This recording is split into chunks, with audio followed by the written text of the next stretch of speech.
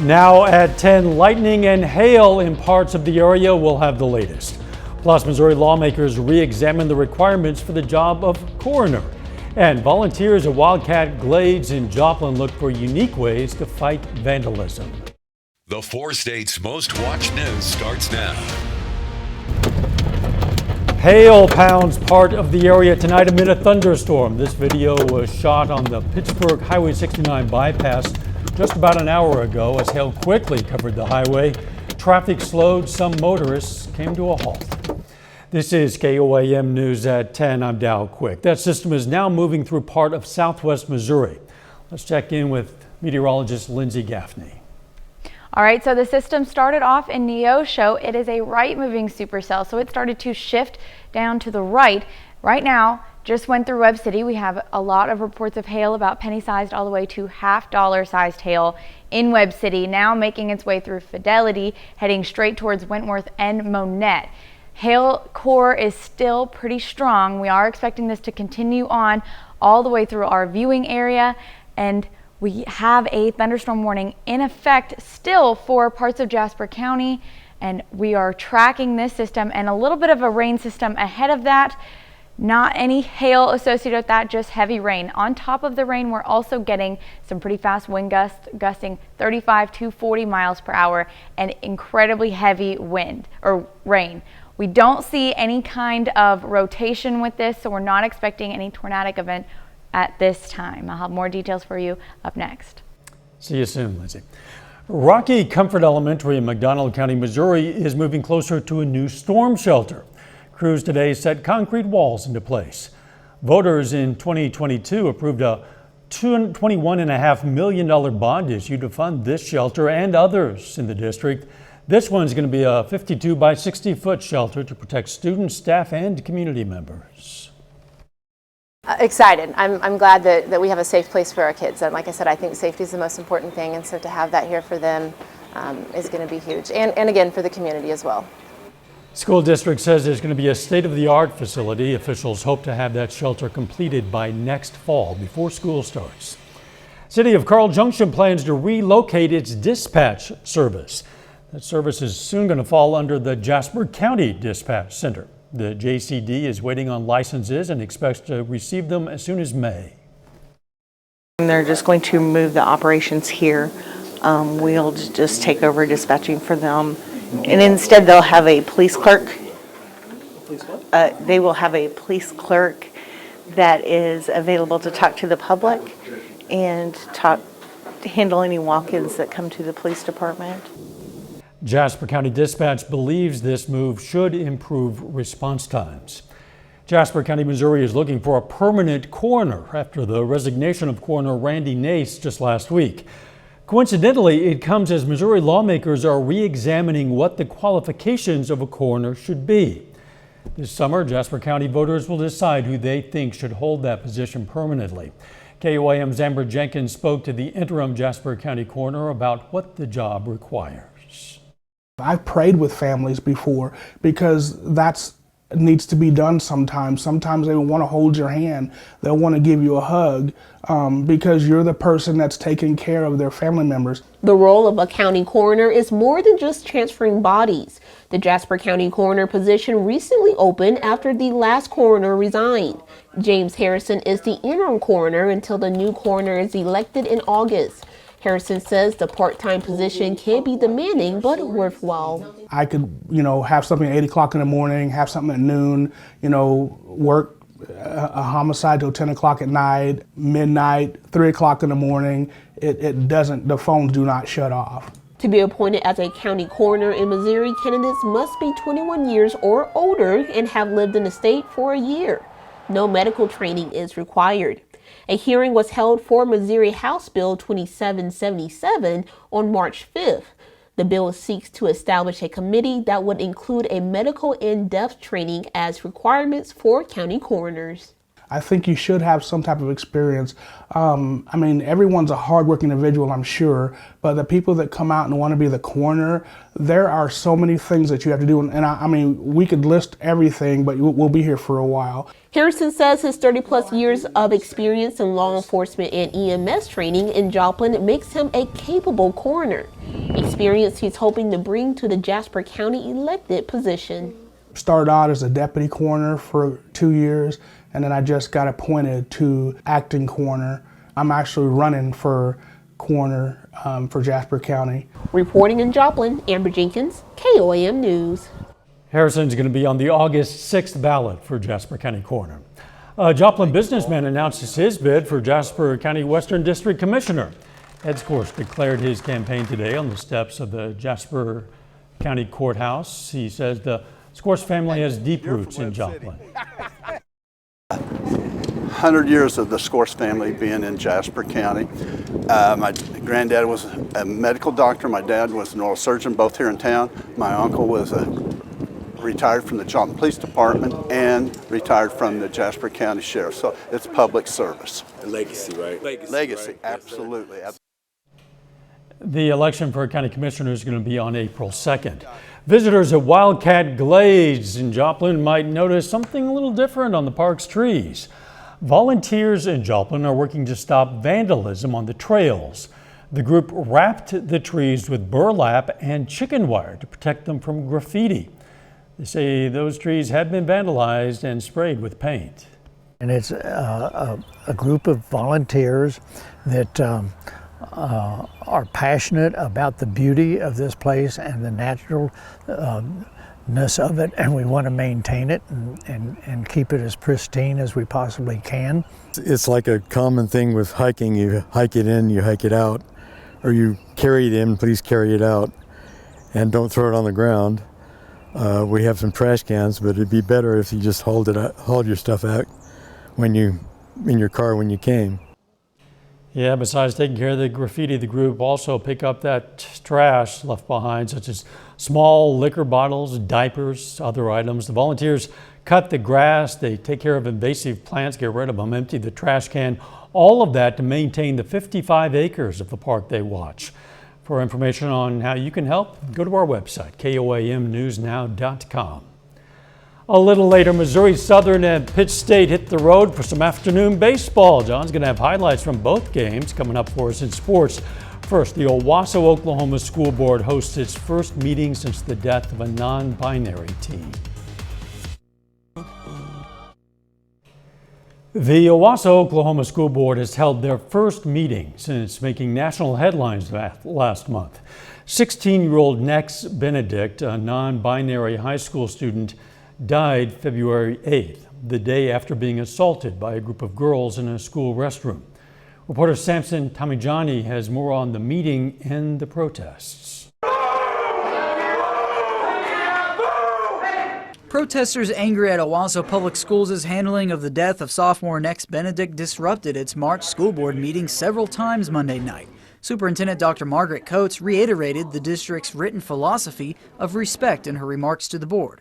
I'm proud that in times like this, our school community continues to come together to reflect, support one another, and ensure that every student feels a sense of safety, security, and belonging within our school walls.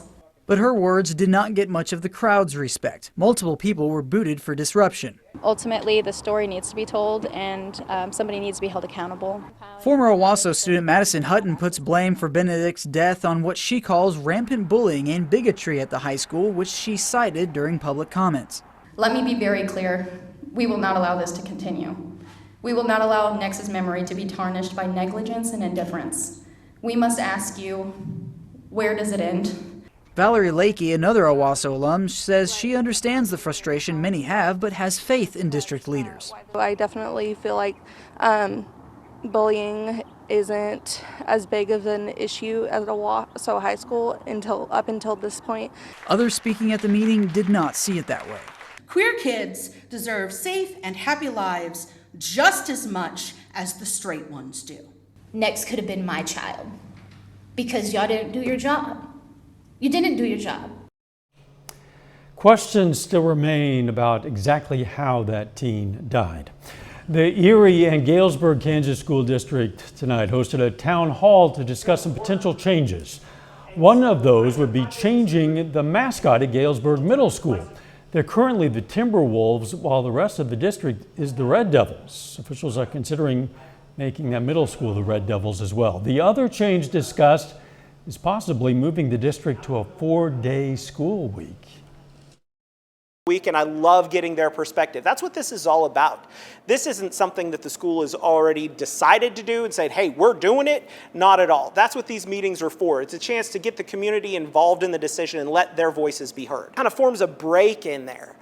And one of the things you'll see, even from my shirt, it says #Team101. I want us all to be one team. And if you're one team, you all have to wear the same uniform. There's going to be 2 more community town halls on these issues. The next one will be Monday the 18th at Galesburg Middle School. The third will be back at Erie High School on the 26th, both at 7 p.m. City of Joplin today cut the ribbon on a brand new facility offering support to individuals with developmental disabilities.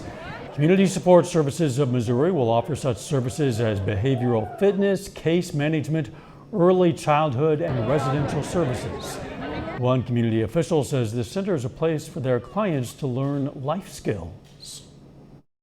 This facility will provide a day program for the individuals that we take care of. It's a place where they can come every day and work on life skills like cooking or laundry, doing crafts, volunteerism. They make meaningful relationships and they find opportunities to connect with our community. Community Support Services of Missouri provides services to more than 1,600 people. Last year, roughly 20 out of every 10,000 people in the U.S. were experiencing homelessness. That's a 12% increase from the previous year. But before housing even becomes an option, you first need to have the desire to get off the streets. And a lot of times that means having the right person in your corner. Tomorrow night at 6, we're going to meet a Pittsburgh man who's been there himself and has now made it his mission to share his story with other addicts. Watch Help in Your Corner, Part 2 of KOAM Tanya Bach's special report, Beyond Homeless. A little bit later, one of Pittsburgh's oldest companies breaks ground on a brand new facility. And we've got thunderstorms rolling through tonight and more chances all week. I'll have more details for you after the break.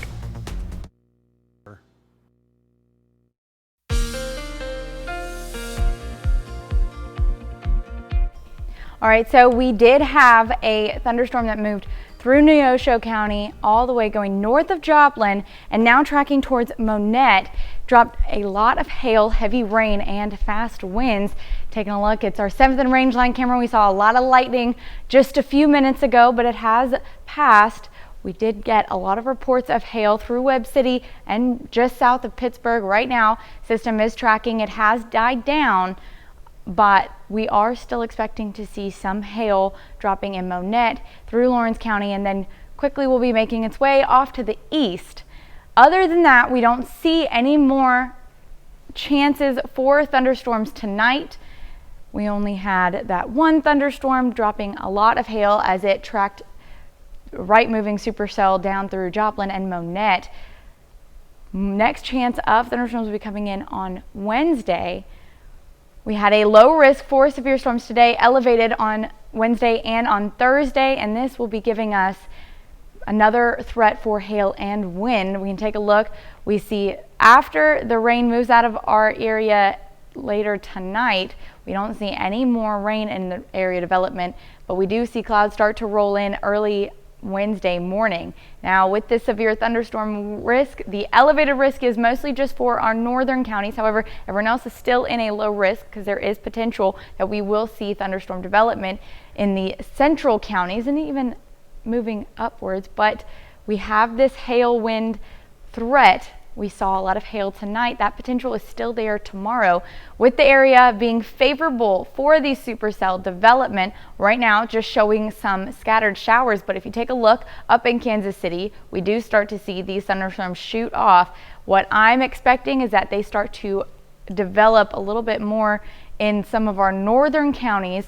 Mostly we'll see them in Kansas and Missouri. May not see anything down in Oklahoma or Arkansas. They will continue. We do have some strong storms associated with that right now, still just tracking through Kansas City. However, if they develop earlier, since the environment is favorable, we have the instability, we could see development in those northern counties and possibly in Nevada. After they start moving out to the east, we will see the tail end of that, getting us some scattered showers early Thursday morning, continuing on.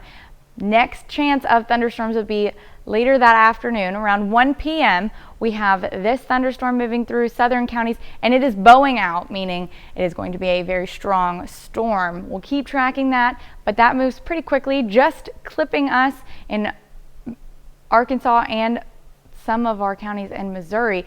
After that, some more thunderstorms move mostly just through Arkansas. We do have a cold front moving through, and that is where we are expecting to see some more development of these thunderstorms making their way through our area. So that is where we could expect to see those thunderstorms pop up on Thursday, in addition to that one that came in a little bit earlier in the afternoon.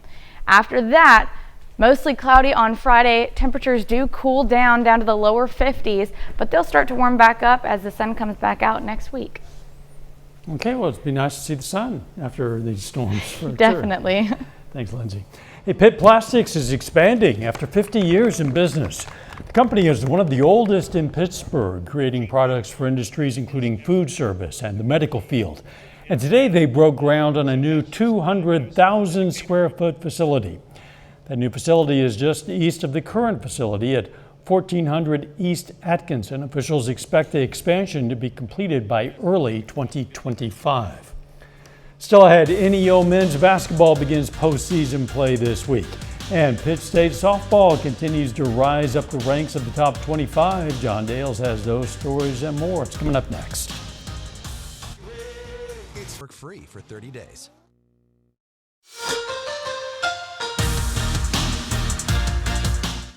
Pittsburgh State softball is off to a red-hot start to its season, and today that gets reflected in the most recent Top 25 Coaches Poll. The Gorillas move up 3 spots in the most recent National Fast Pitch Coaches Association Top 25. They're now the number 13 team in the country. PSU has a 24-2 record and currently holds a 14-game winning streak. The Gorillas are one of 3 MIAA teams making it inside the top 25. Rogers State is 3, Central Oklahoma 11, and this comes on the same day that Pitt State's Ava Laurent is named the Division II National Pitcher of the Week. She's the first player in program history to take home that award. Now, both of our local college baseball teams in action this afternoon. Missouri Southern and Pitt State, both on the road within the MIAA. We start with the Lions. They improved their record to 21-4 and stretched their winning streak to 7 games. 10th-ranked Southern beats Rogers State 5-1. Tragan Parker, 2 for 4 today for him, 2 RBIs. Cato Beck with a solo home run. Lions are off until Friday. That's when they begin a 3-game set in Pittsburgh against the Gorillas. Now, speaking of the Gorillas, Pitt State baseball also wins today. The Gorillas take down Emporia State, 12-10 on the road. They've won 7 in a row as well. Nixon Brannon, big day at the dish for him. PSU catcher goes 3 for 4, 4 runs batted in, and 2 home runs. Gorillas play 7 of their next 8 games in Pittsburgh. Missouri Southern men's basketball has 2 players entered the transfer portal the week after their season comes to an end. Avery Taggart and Lawson Jenkins both entered the portal within the last day. Jenkins averaged 11 points per game as a freshman. However, that total's gone down each of the last 3 years. Taggart scored his 1,000th point of his career late this season, and he's averaged upwards of 10 points per game each of the last 3 years. Postseason tournament time is here for junior college basketball. The NEO men's team plays in the Region 2 basketball tournament this week. Now, the Golden Norsemen finished the regular season with a 25-4 record. That's a 14-2 mark in conference play.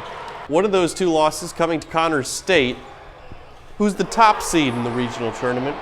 The Golden Norsemen could very well see them in the Region 2 championship game. Here's a look at the tournament bracket. Games are Thursday, Friday, Saturday this week. Championship Saturday at 4.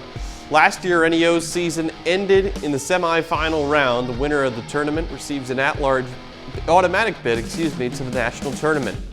NEO's postseason journey begins Thursday night against NOC Enid. The Golden Norsemen beat them by 13 in the regular season meeting. That was at the beginning of January. One more sports note, the Thunder lose at home tonight, but they are still tied for first place in the Western Conference. A lot of basketball going on, and it only goes up from here because we have March Madness That's just right around the corner now. We'll be right back. Proud to salute Adrian Hugo, a 4-state hero. Students at Fairview Elementary in Carthage took off for Egypt this morning. Sorta, kinda. You know, you can go anywhere with your imagination. The Tiger Air program lifted off today as a way to introduce the kids to other cultures and bring some more fun into the school day. Included in today's adventure were pyramids, pharaohs, and the history of Egypt. The students love flying with Tiger Air, and sometimes they just really get excited to come in and they get to bring passports, and luggage gets to be scanned through a scanner. Yeah, the students also took a trip through Tiger Air security, made it to Egypt and back this morning, and no air sickness involved. Wow. Quite a trip. Sounds like fun. Great idea, too. The weather's been a little bit turbulent this evening. A little dicey out there. We had a pretty severe thunderstorm make its way north of Joplin, now tracking straight towards Monette, lightening up a lot. So we may see that start to dissipate before it leaves our viewing area. But after that, we'll have some more thunderstorm chances tomorrow evening. And again, scattered showers most of the day on Thursday and more thunderstorm chances Thursday night. Very good. Thanks for joining us. Morning show starts at 5 a.m. Let's make it a great tomorrow.